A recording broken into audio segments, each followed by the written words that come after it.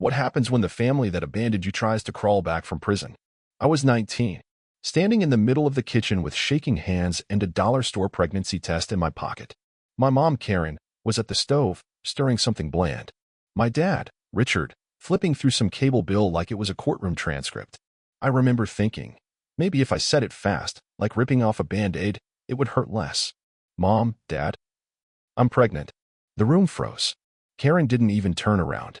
Richard blinked once, then said, and I swear I'll never forget this, then I guess you're not our daughter anymore. The kicking out scene, I was out of the house within the hour. No screaming. No crying. Just a black trash bag filled with half my clothes, a college hoodie, and the last $20 in my wallet. Karen didn't even help me pack. Just stood in the doorway and said, "We warned you what would happen if you followed that boy. That boy was Ethan." Before we go further, don't forget to like this story, hit subscribe, and tap the bell so you don't miss what happens next. He wasn't some loser, if that's what you're thinking. He worked double shifts in a warehouse to save up for community college. Never touched drugs. Always treated me right. But he wasn't rich. He didn't go to church. And worst of all, he wasn't the man they picked. Why they really hated him, my parents were obsessed with appearances. Karen had a whiteboard in the kitchen with Blake family standards scribbled at the top. No joke. They had rules for everything, who I could date, how I dressed, even what kind of jobs were respectable. And Ethan? He was none of those things. When I told them we were serious, they called it rebellion. When I moved out, they called it betrayal. And when I came back, months later, to tell them I was pregnant and needed help, they threw me out like garbage. My brother Josh was older. Their golden child. On track for med school. Always wore tucked-in polos and spoke like he was narrating a college brochure. He didn't say a word during that conversation. Didn't even look at me. I remember thinking, he's not going to let them do this, right? Wrong. As I walked past him with that trash bag over my shoulder, he just stepped aside. Didn't even blink. Hitting rock bottom, Ethan's mom, Linda, was the only one who helped. She wasn't rich either, but she had a heart bigger than anyone I'd ever met. She let us crash in her tiny apartment, one bedroom, peeling paint, the kind of place where the walls were paper thin and the neighbors fought like it was UFC. And yet, it was the first place I felt safe in months. We scraped by. I got a job at a gas station. Ethan took on a third shift. We lived off ramen and frozen pizza. But when Emily was born, everything changed. One look at her, tiny, pink, stubborn as hell, and I knew I'd fight the whole damn world to keep her safe. Then came the letters. 6 years. That's how long it took before I heard from them again. 6 whole years. Emily had just started kindergarten when I got the letter. No return address. Just my name, written in a familiar, sharp hand. I opened it. It was from Karen. And it said, "You're being selfish. We have a right to see our granddaughter. Don't let your personal issues ruin this family." I stared at that letter for hours. Not because I missed them. Not because I felt guilty. But because of how delusional it was. They threw me out. Humiliated me. Pretended I didn't exist. And now, 6 years later, they were trying to guilt-trip me into opening the door they slammed shut. No apology. No acknowledgement. Just entitlement dressed up as concern. And something inside me snapped. If they wanted back in, they'd have to face the truth first. All of it. Even the part that sent them to prison. Because the next envelope wasn't a letter. It was a subpoena. And it had my brother Josh's name on it. When that subpoena landed in my mailbox, I froze. I knew the name.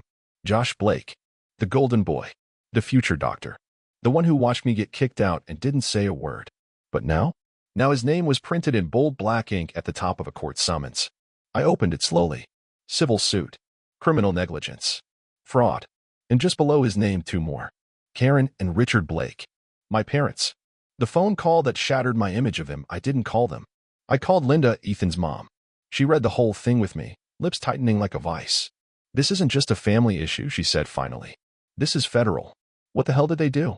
Then, as if on cue, my phone rang. Unknown number. I answered. "Emily," the voice said. "It's Josh." I didn't say anything. "Listen, I know how this looks, but it's not what you think." "Then tell me what it is." He sighed, deep and heavy. I didn't know what they were doing. I didn't know until after. "I swear." "Doing what, Josh?" A pause. Then, taking money. From people. From companies. Lying. Forging accounts. I blinked. "Wait. Are you telling me Mom and Dad were stealing money?" He didn't answer. "Josh, that's why they need a lawyer." How it started turns out, while I was raising Emily on microwaved pasta and overnight shifts, my parents were running a very different kind of operation. Richard, still working in finance, had been quietly manipulating investment portfolios of elderly clients, rerouting funds, creating fake paperwork. And Karen? She was his gatekeeper. She handled the calls, the records, the files. A perfect scam couple. And guess who helped digitize all the records during summer break 3 years ago? Josh. He claimed he didn't know. Said they asked him to help with data sorting and never told him what it was for. But when he finally looked at the files, he didn't tell anyone. He just backed away. Let it happen. Let them keep doing it. The family meeting that wasn't Josh wanted to meet, face to face. Said he needed to explain. I said no. Instead, I sent him a message. You watched them throw your sister out pregnant. You said nothing. Then you found out they were robbing people blind, and you still said nothing. What part of this story makes you think I want to hear your voice? He didn't reply, but I know he read it. And then there was Brenda. Brenda was Karen's sister, my aunt. We hadn't spoken in years. But one night, I got a message on Facebook. Brenda, you don't know me well, but I need to tell you what they did to your grandmother. I nearly dropped my phone. We met in a coffee shop the next morning. Brenda looked like life had kicked her a few too many times, tired eyes, quiet voice. But what she said made my stomach twist. They drained her account, Emily. Said it was to cover medical expenses. But she didn't have any medical issues. I saw the records. Your mom forged her signature. Your dad filed the transfer. And nobody said anything? I tried, she whispered. They threatened to cut me off. Told the family I was unstable. Said I was bitter because I never had kids of my own. So I wasn't the first. I was just the first to walk away. The charges: 3 counts of financial fraud, 1 count of elder exploitation, civil suits from 5 victims, and more coming. I wasn't surprised, but I was done feeling guilty, because for 6 years, I'd carried the weight of being the disappointment, the girl who got pregnant, the one who ruined her future. Turns out, the real disgrace wore ties and pearls and smiled in church pews every Sunday. People say blood is thicker than water, but they forget the second half of that quote. The full version? The blood of the covenant is thicker than the water of the womb. Meaning, chosen family matters more than forced ones. Linda, Ethan, even strangers who helped me through rough nights, they were my real family. Not the people who pushed me out for getting pregnant, while they robbed the elderly blind behind closed doors. 1 week later, I got another envelope. But this time, it wasn't a subpoena. It was a handwritten note from Karen. And the first line read, Emily doesn't need to know the truth. You owe us that much. I stared at it for a long time. Then I started writing a letter of my own. That note from Karen? It sat on my kitchen counter for 3 days. I didn't touch it. Didn't burn it either. Just stared at it. Like it might change if I looked long enough. But it didn't. Emily doesn't need to know the truth. You owe us that much. As if lying was the price of being born into the Blake family. As if my daughter deserved the same cycle of silence, shame, and obedience they forced on me. Not a chance. The truth has a cost. Ethan came home from work late that night, covered in sawdust. He saw the envelope, saw my face, and just asked, You gonna tell her? I don't know, I said. She's 6. She's smart. I sighed. Yeah, that's what scares me. We didn't talk about it much more. But the next day, while Emily was coloring on the floor, she looked up at me and asked, Mom, why don't we ever visit Grandma and Grandpa? There it was, right out of nowhere. A punch to the gut. The answer she deserved. I sat down on the floor next to her, picked up a crayon, blue, started scribbling next to her. You know how we talk about telling the truth, even when it's hard? She nodded. Well, when I was younger, Grandma and Grandpa made some really bad choices. Not just with me, but with other people. They hurt them, lied, took things that didn't belong to them. Emily blinked. Did they go to timeout? I smiled, just a little. Kind of. A grown-up version. Like, jail? I paused, then nodded. Yeah, baby. They went to jail. She looked down at her picture, thought for a second. Are you sad? Sometimes, I said. But mostly, I'm proud. Because I made a choice to protect you. Even if it meant losing people. She didn't say anything else. But she reached over and hugged me. And in that moment, I knew I'd done the right thing. Karen's next move. A few days later, Karen sent another letter. This one was less polite. She called me a traitor. Said I was brainwashing Emily. Said I was letting bitterness control me. And then she dropped the line that made me laugh out loud. You're no better than a criminal yourself, keeping a child from her grandparents. I didn't respond. I didn't need to. The court would handle that part soon enough. But the nerve? Coming from a woman awaiting trial on federal fraud charges? That kind of delusion should be studied. Meanwhile, Josh cracks. I didn't plan to see my brother again. But the universe has a cruel sense of humor. He showed up at Emily's school fundraiser. Alone. Nervous. Holding a check. We locked eyes across the parking lot. I didn't move. He approached slowly. I just wanted to help, he said. With what? The school. The fundraiser. Emily's class. I laughed. That's rich, coming from someone who never bought her a single birthday card. He flinched. I made mistakes. You made choices, I corrected. Let's not soften it. He held out the check. I didn't take it. She doesn't need your money, I said. She needs to know her mom stood up to a family who tried to bury her. And then I walked away. Again, you don't owe anyone silence to keep the peace. Not when that silence cost your child the ability to know what real love looks like. Karen wanted me to lie. Josh wanted me to forget. The world wanted me to move on. But me? I chose to tell the truth. Because protecting Emily isn't just about keeping her safe. It's about showing her what not to become. 2 weeks later, the trial date arrived. And guess who showed up in court, trying to act like a heartbroken grandmother? Karen. In pearls. With a Bible in her hand. Like that could erase everything she'd done. But the evidence? Was about to speak louder than any costume. The courtroom smelled like paper, sweat, and fear. Karen walked in like she was the victim. Hair curled. Pearls glowing. That damn Bible clutched in both hands like a prop. She didn't look at me. Didn't even glance toward the prosecution table. But when she sat down, I saw it, the tight grip, the fake calm, the twitch in her jaw. She knew. This was going to be bad. The prosecution started soft. The lead attorney walked the jury through the basics. A pattern of financial abuse stretching over nearly a decade. Dozens of elderly clients manipulated into signing false documents. Missing funds. Forgeries. Shell accounts. And right at the center? Richard and Karen Blake. The defense tried to paint them as misunderstood. Overwhelmed. Karen was just helping her husband's business. Richard was under pressure. But then came the exhibits. Bank records. Email logs. Recorded phone calls. And the kicker? The handwriting expert. He confirmed 3 signatures on high-value transfers were fakes, traced from old forms. One of them belonged to my grandmother. Brenda testifies when my Aunt Brenda walked up to the stand. I held my breath. She looked frail, but focused. Years of being silenced weighed on her shoulders. They told me it was for medical support, she said, voice trembling. Said Mom needed treatment. But there were no bills. No appointments. Just emptiness. The money disappeared. And when you questioned it, the attorney asked. Karen called me unstable. Said I was trying to sabotage the family. Karen shifted in her seat, jaw tight. And you didn't go to the police? Brenda nodded slowly. I was scared. I didn't want to lose what little family I had left. That silence? That's what Karen counted on. Until now. My turn on the stand when they called me, the room got quiet. I walked up, looked straight at the jury, and told them the truth. How I'd been kicked out. Pregnant. 19. No help. No support. How, years later, I learned the same people who shamed me were exploiting the elderly for money. And what do you believe motivated their actions? The prosecutor asked. I looked straight at Karen. Control, I said. Everything with them is about control. They don't care who gets hurt, as long as they stay in charge. Even their own daughter? Especially their own daughter. Karen finally looked up, tears in her eyes. But I'd seen those tears before. They weren't real. Josh tries to save himself. Josh testified too. Tried to spin it like he was a naive kid, just following orders. I didn't know what I was looking at, he said. I thought I was helping with taxes. The jury wasn't buying it. The prosecutor leaned in. You graduated summa cum laude in pre-law. Are you telling us you didn't recognize obvious red flags in financial documents? Josh froze. Stammered. Maybe I didn't want to. The silence in the room was brutal and telling.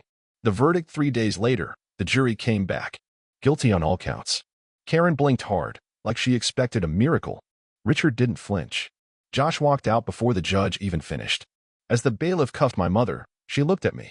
I forgive you, she whispered. That was the last lie she ever told me. Justice doesn't fix everything. It doesn't undo years of pain. It doesn't erase the trauma. But it does something else. It sets the record straight. And sometimes, that's all you need to breathe again. A week after the trial, I got another letter. This one wasn't from Karen. It was from Josh. And all it said was, you'll regret testifying. Blood is blood. Looks like the story's not over yet. I didn't open the letter again. Just tossed it in the drawer next to the flashlight batteries and expired coupons. But those words stuck. You'll regret testifying. Blood is blood. It wasn't a threat. Not exactly. More like a warning from someone who had already chosen a side, and it wasn't mine. The rumors start a week later. One of the moms at Emily's school stopped me in the parking lot. "You doing okay?" she asked. I soft but cautious. I nodded, confused. "Yeah. Why?" She hesitated, then pulled out her phone. On the screen was a private Facebook post. Anonymous. No photo. But it was about me. About my criminal parents. About how their daughter was chasing sympathy to cover her own unstable past. It didn't name me, but it didn't have to. The comments were even worse. "She's probably using her kid for attention. Can't trust people who betray their own blood." I felt like someone punched me in the chest. Ethan's reaction, Ethan didn't even hesitate. "We're going to the school," he said. Now, we met with the principal. Showed her everything. She assured us Emily was safe. Said online gossip wasn't the school's concern. But the damage was done. We started getting weird looks. Whispers in the hallway. Emily came home crying one afternoon. Why did Ava say Grandma's a bad guy? I held her while she cried. And later that night, I held myself. Because no matter how much truth you speak, there's always someone ready to twist it. Then came the job interview. I'd applied for a new position at a local nonprofit. Full-time. Better pay. More benefits. The interview went great. Until the final question.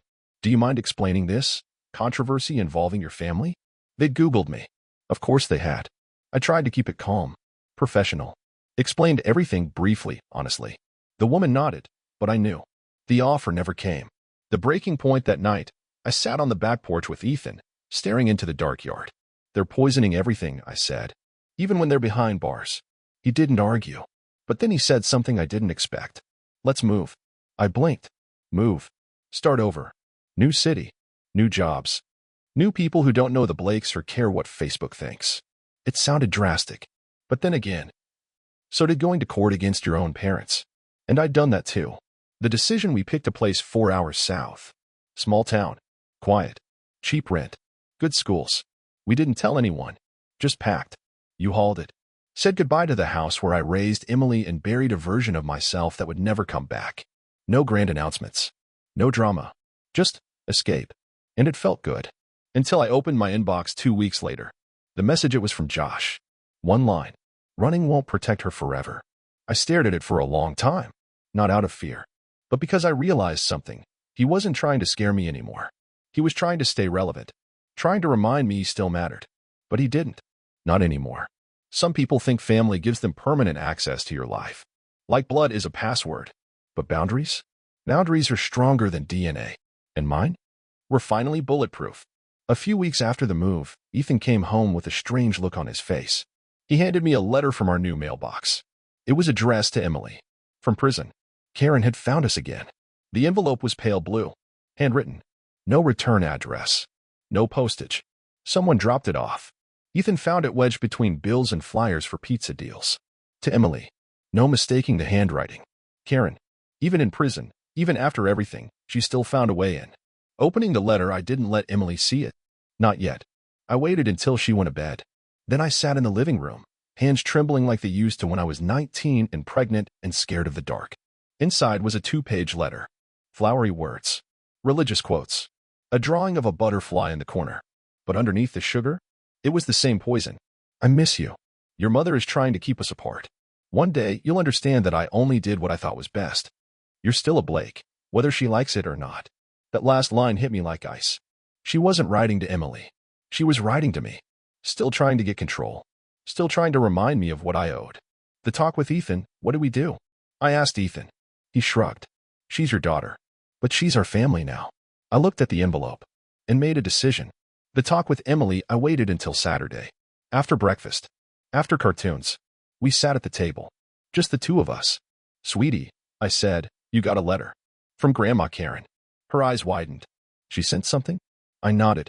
She says she misses you. That she hopes you'll write back one day. Emily was quiet. Then she said, is she still in jail? Yes. Did she say sorry? No, she frowned. Then I don't want to write back. Just like that. Simple. Final.